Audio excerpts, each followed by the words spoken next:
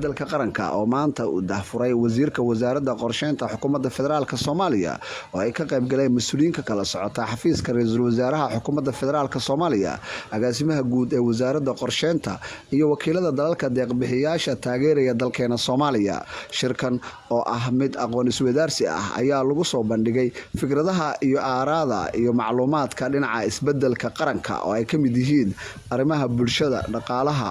iyo horumarka dhinaca maalgashiga xogayaha joogtada ee xafiiska ra'iisul wasaaraha mudane Kamaal Guutaale oo ka hadlay madasha ayaa muujiyay muhiimadda aqoon isweydaarsigan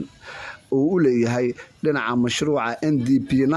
oo ay leedahay dowladda federaalka Soomaaliya kaasi oo qeexaya horumarinta xasilinta dalka dhinaca dhaqaalaha horumarinta maalgashiga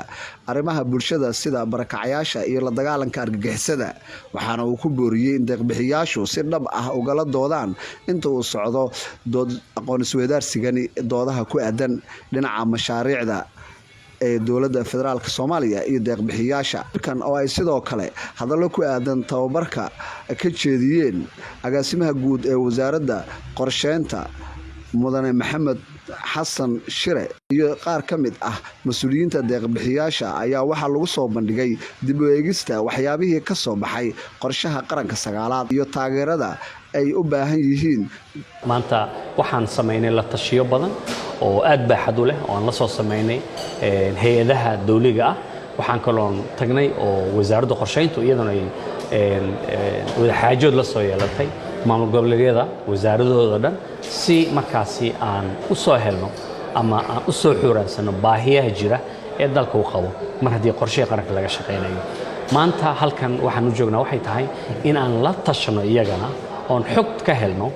ama aan ka helno fikrado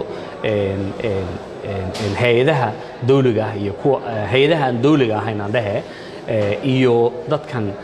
nacaawiya ee dowladda Soomaaliya iyo international community-ga agencies-ka ah in ayagana maanta bal wada hadal la galno ogaano fikradahooda iyagana aan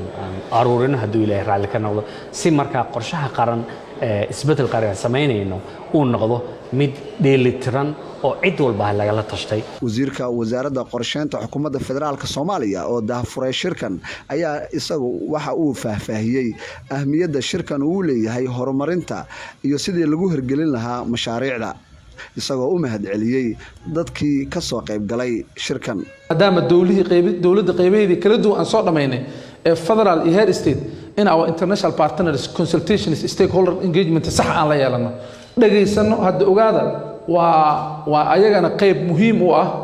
oo dhaqaalaha dalkeena ku baxana bixiya partnersna nala ah waxa aan ka shaqeynayna qiimo weyn ugu fadhiyo waa ogtiin qiimaha ugu fadhiyaan marka muhiimadaas oo maanta leeyahay shaqada xoogeeda waa technical